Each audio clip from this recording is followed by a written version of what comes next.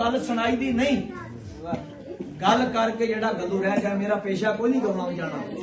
मैं आप जट चौधरी बंदा वा मैनू एक शौक है सारे मुझे पता है नट ते भी लोग वेंदे ने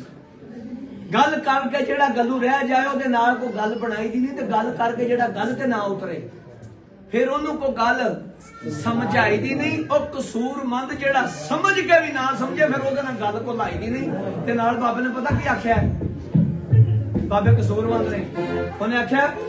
दुश्मन जब दिया लग गया सी मगर मेरे तू कद के भाई तू मेरा ऐ नया बंदी ना बाटा मैं की बता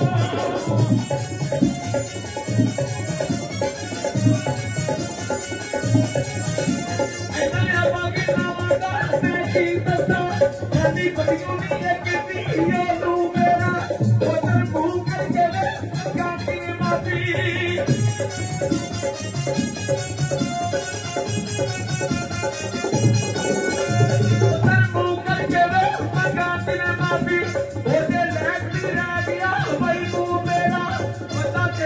दुनिया में ये बोला